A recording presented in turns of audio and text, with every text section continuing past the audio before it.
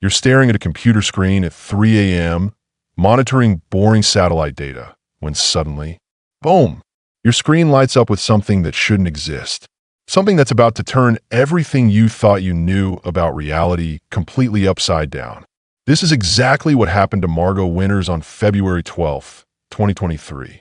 She was just another satellite operator, halfway through a mind-numbing 12-hour shift, sipping her third peppermint mocha when her world exploded. The satellite she was monitoring had been doing routine ice cap surveillance over the Arctic Circle. Standard stuff. Climate change tracking. Nothing exciting ever happened. Until it did. Her screen started flashing red alerts. Her coffee nearly went flying as she jerked backward in shock. "Holy crap on a cracker," she muttered, pushing her cat-eye glasses back up her nose. What she was seeing made absolutely no sense. The satellite had detected something massive buried beneath 37 years of frozen Arctic ice. Something metallic. Something that was 97 meters long with geometric patterns that matched absolutely nothing in any database she could access. And trust me, she could access a lot of databases. But here's where it gets really wild. This wasn't just some random discovery. This metallic signature was sitting at the exact coordinates that one crazy professor had been ranting about for decades. A professor everyone called the laughingstock of MIT. A man who insisted that an unidentified spacecraft had crashed in the Arctic in 1986. Dr. Harrison Ford. And yes, before you ask, no relation to the actor. He reminded everyone of this fact within 15 seconds of meeting them. For 37 years, this man had been the joke of the scientific community. The Looney Tunes professor, they called him. His office was literally a converted janitor's closet. Students made prank calls to him. His theories about crashed spaceships had earned him zero respect, zero chance at tenure, and zero credibility. But when that phone rang on that February morning, everything changed. "Dr. Ford, this is Candace Reynolds from the National Science Foundation's Special Project Division. We need to speak with you immediately regarding an Arctic anomaly that matches your theoretical crash site coordinates with 97% accuracy." Ford nearly dropped the phone. His heart was hammering against his chest like a sledgehammer. After nearly 4 decades of ridicule, someone was finally taking him seriously. Within 72 hours, he was packing thermal underwear and assembling what he proudly called the A-team of scientific oddballs. But this team wasn't your typical group of researchers. Oh no, these were the misfits, the outcasts, the ones with reputations so strange that no one else would work with them. First up was Miranda Frost, a 43-year-old meteorologist with 3 PhDs and a pathological hatred of warm weather. This woman had literally stormed out of a climate conference in Miami because, in her words, any temperature above freezing is an abomination against nature. Her platinum blonde hair had earned her the nickname Ice Queen, and she secretly loved it. Next came Jack Harmon, a former Navy SEAL turned accident investigator who claimed he could smell metal fatigue. This guy had survived 3 separate helicopter crashes, earning him the nickname Jinx among pilots who now refused to fly with him. He also had a weird hobby of collecting delicate teacups from around the world. Yeah, you heard that right. A tough-as-nails former SEAL who collected teacups. Then there was Olivia Rodriguez, the world's leading expert in extraterrestrial material composition. The catch? No confirmed extraterrestrial materials existed. Her entire reputation was built on theoretical models. She was constantly adjusting her thick-framed glasses while muttering calculations under her breath, like some kind of scientific Rain Man. And finally, Winston Gray, a burly survival expert with a magnificent beard and a mysterious past filled with classified Arctic operations. Despite his imposing 6 feet 4 inches frame, this guy carried a stuffed penguin named Herbert in his pack for good luck. Herbert the penguin. In the Arctic, where penguins don't live. The irony was lost on absolutely no one. So this ragtag team of scientific misfits loaded up into a military-grade helicopter and headed toward coordinates that would either make them famous or get them all committed to psychiatric facilities. The landscape that greeted them was both breathtaking and absolutely terrifying. Endless white emptiness stretching to the horizon, broken only by massive ice formations that caught the pale sunlight like crystalline sculptures. The temperature? A bone-chilling -47 degrees Celsius. The wind was whipping across the landing zone at 22 knots, creating snow devils that danced across the surface like ghostly ballerinas trying to freeze them to death. But the real challenge wasn't the weather. It was the equipment. Setting up camp turned into a masterclass in scientific chaos. 3 equipment shelters collapsed because they were assembling them upside down. The Swedish instruction diagrams had been printed in reverse. The satellite uplink kept pointing itself at a passing weather balloon instead of actual satellites. And somehow, Jack Harmon managed to lose an entire snowmobile within viewing distance of the camp. It was white. Everything is white. He defended himself when they found both him and the vehicle exactly 57 meters from where he'd started. Most people don't misplace 200-kilogram vehicles in any weather condition, Frost observed dryly. But by nightfall, they had established a functional base camp. Ford insisted on naming it Vindication Station, which everyone promptly ignored in favor of ice. Box Alpha. The temperature dropped to -51 degrees during their first night, causing protective fluid in 3 pieces of critical equipment to solidify despite being rated for extreme conditions. Rodriguez spent 4 hours recalibrating equipment with fingers nearly frostbitten despite thermal gloves. "Science is all fun and games until your eyelashes freeze together," she muttered. Ford barely slept that first night, spending it reviewing scan data on his tablet and occasionally exclaiming loudly enough to wake anyone who had managed to doze off. By morning, his excitement had become infectious. 4 state-of-the-art drones, each costing more than Ford's yearly salary, mapped the area in precise grid patterns.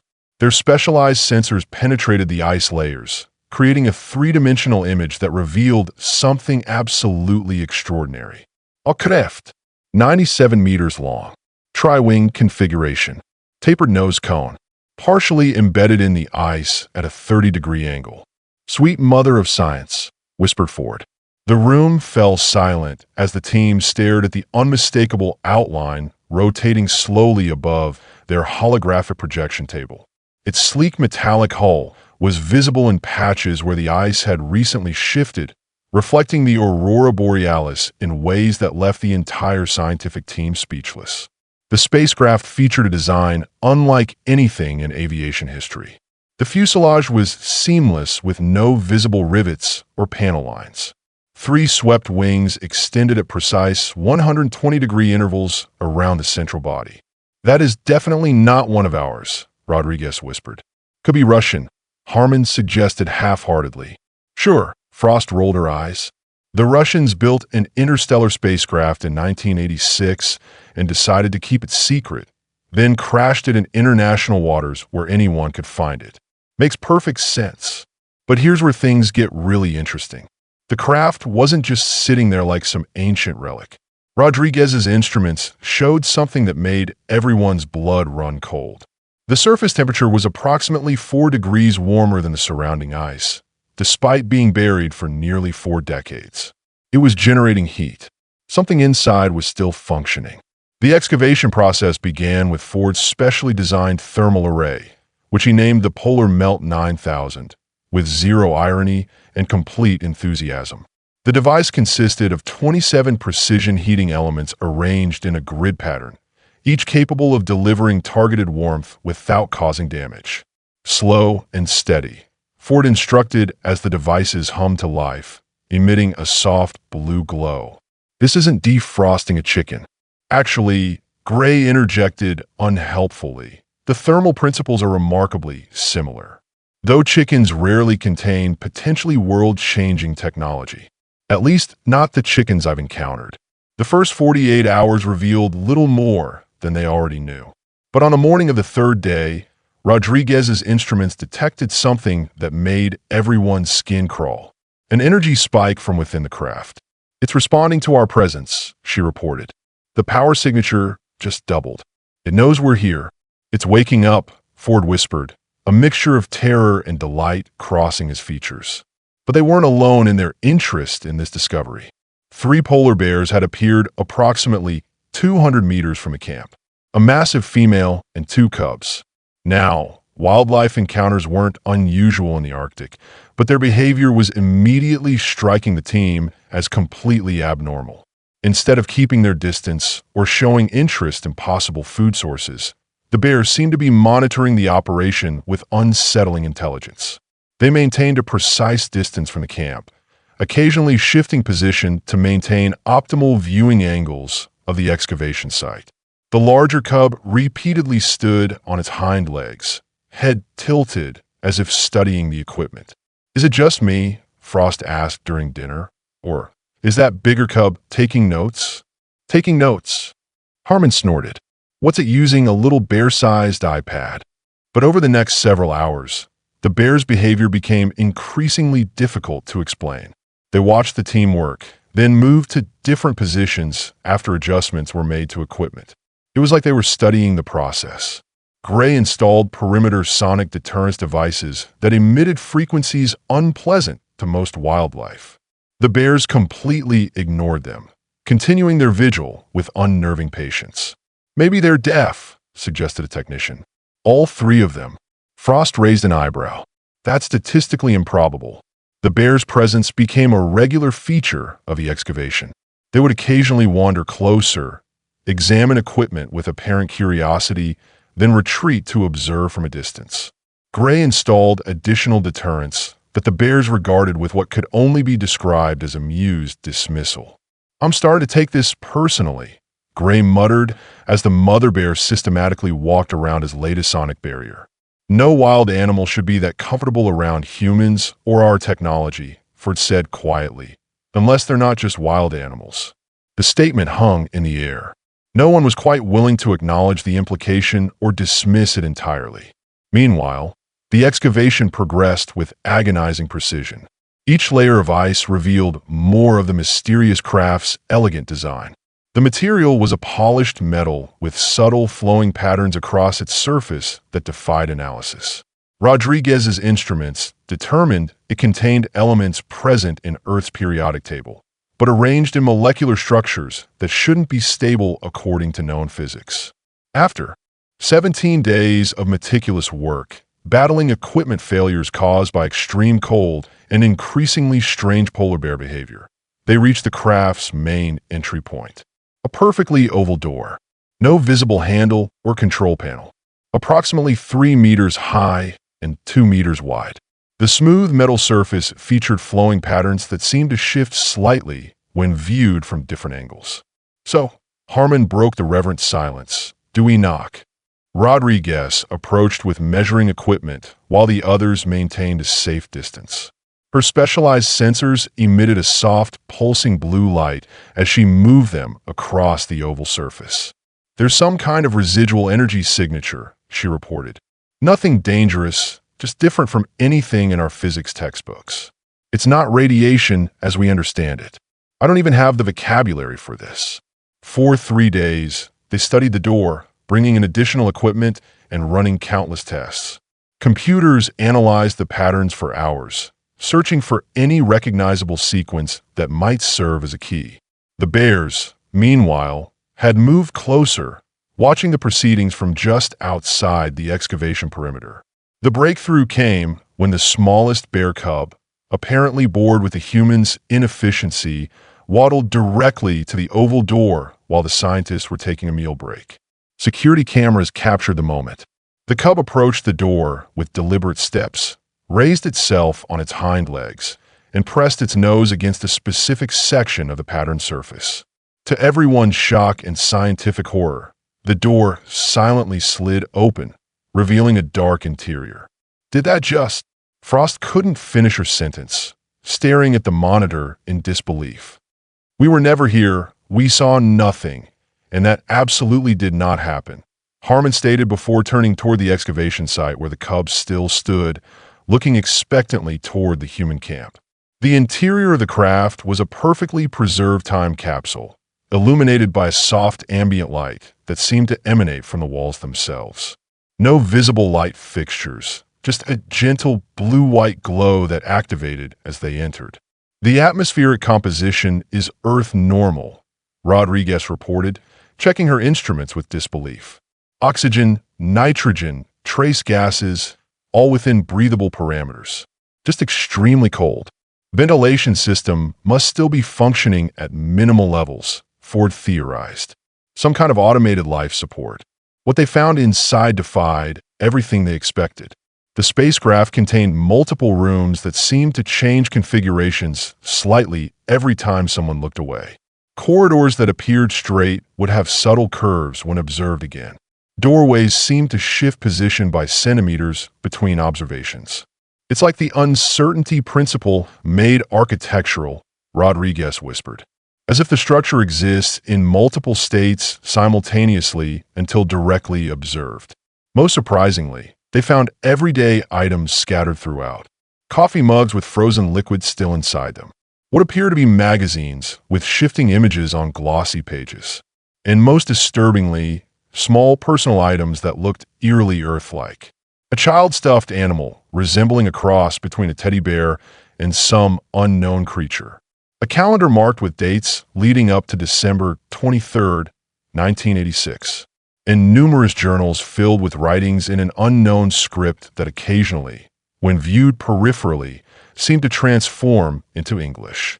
Harmon found what appeared to be a recreational area with comfortable seating arranged around a central table. Playing cards were spread across its surface, frozen in the middle of a game. They were playing poker, he said, his usual sarcasm absent. Or something like poker. 5-card draw from the looks of it. In another section, they discovered clothing in humanoid shapes, but with subtle differences. Sleeves slightly longer than normal. Torso sections more elongated. Made from fabrics that change color depending on viewing angle. They look like us, Rodriguez said quietly after examining what appeared to be crew quarters. Or we look like them, Ford suggested. In what they presumed was the command center, a circular room with 7 stations arranged around a central holographic projector, they found a recording device analogous to a black box. Cylindrical in shape, approximately 30 centimeters long, with a polished obsidian-like finish. It remained operational despite the cold and passage of time.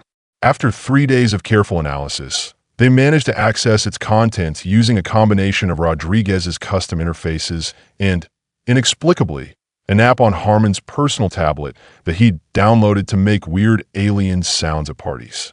Sometimes being ridiculous has unexpected benefits, he shrugged. The playback was mostly static, but occasional clear segments revealed voices speaking a language that seemed to shift between utterly alien and strangely comprehensible English. Extreme turbulence at coordinates, systems failing, emergency protocol, visitors imminent, timeline disruption, will attempt landing rather than risk atmospheric. Then nothing but endless crackling static. On day 29, Ford made the discovery that changed everything.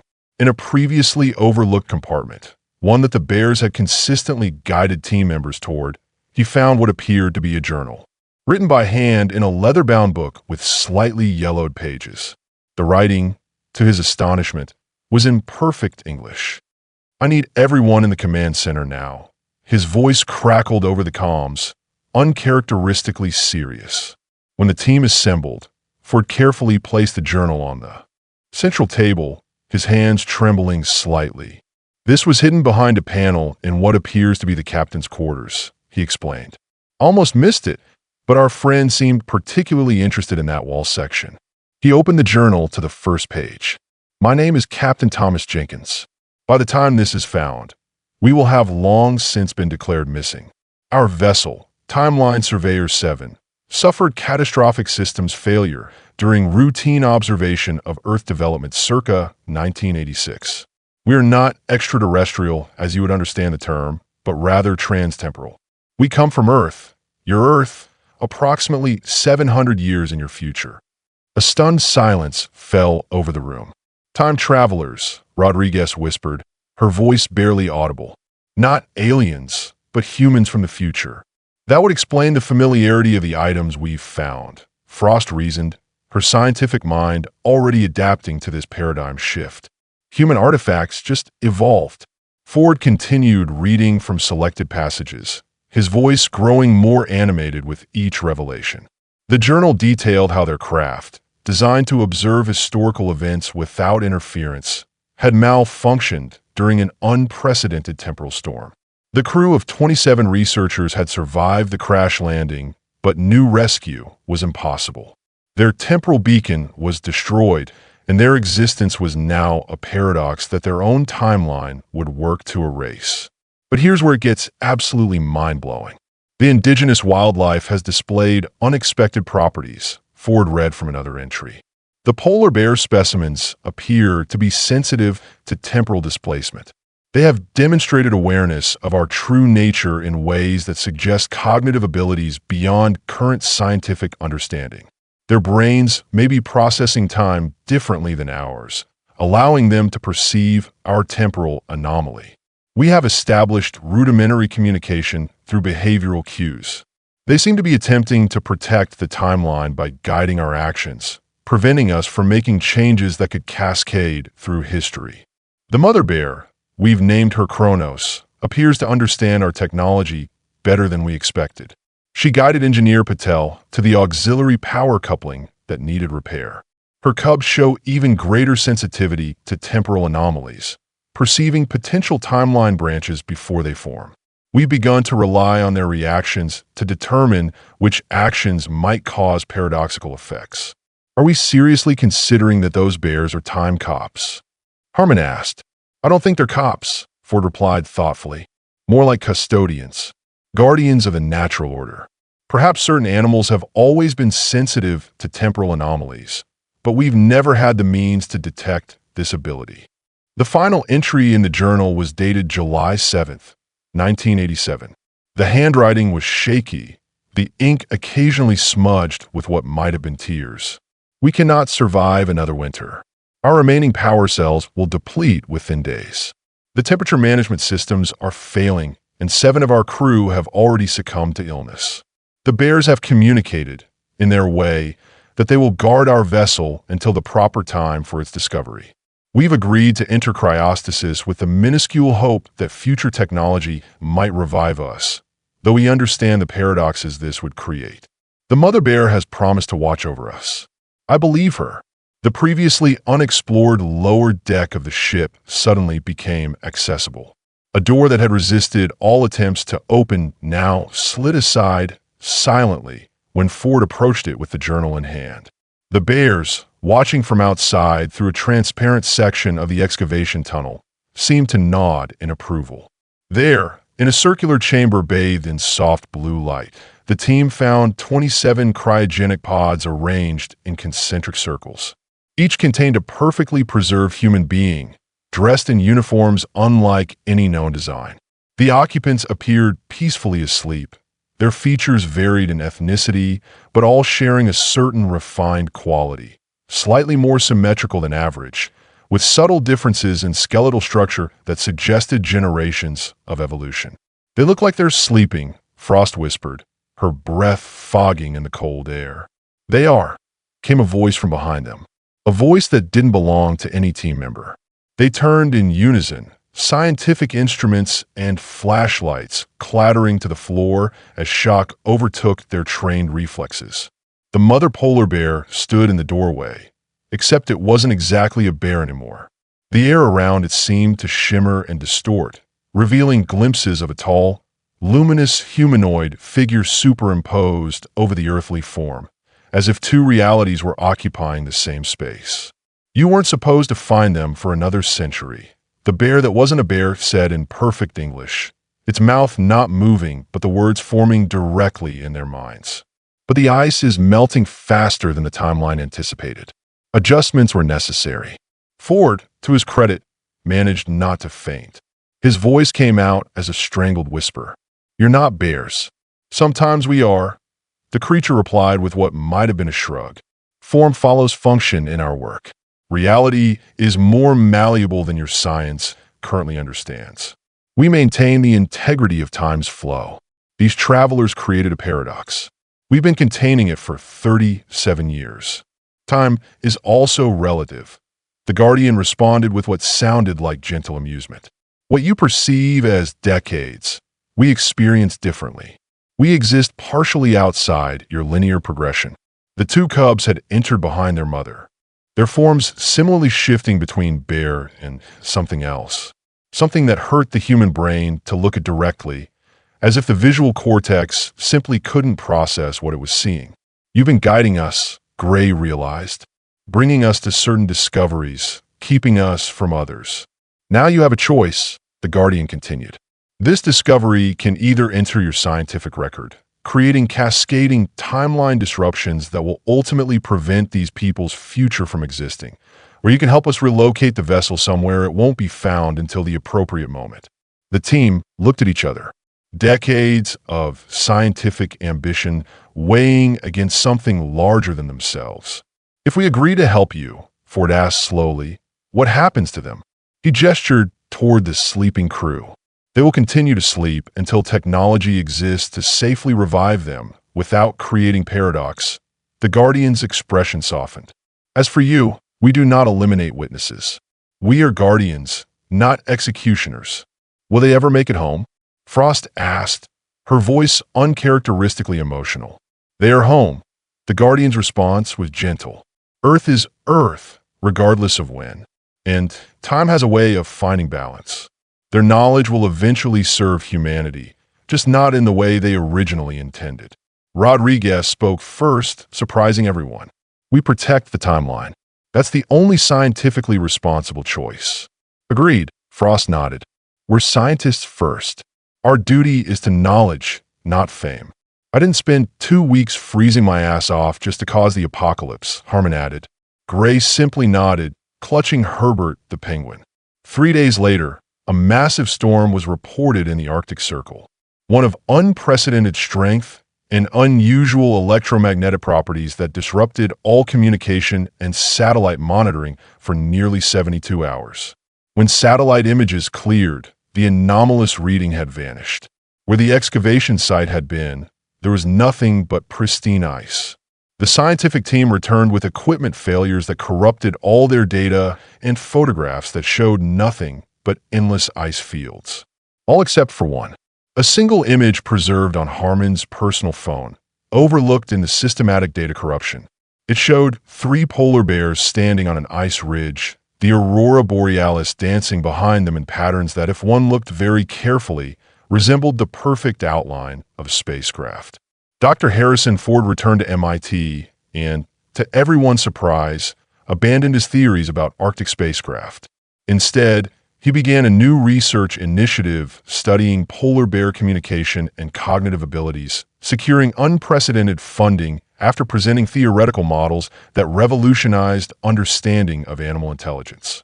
The team gathered once a year for a private dinner, ostensibly to commemorate their failed expedition. During these reunions, they never explicitly discussed what they'd witnessed, but their conversation was filled with knowing references and inside jokes about our furry friends and temporal adjustments.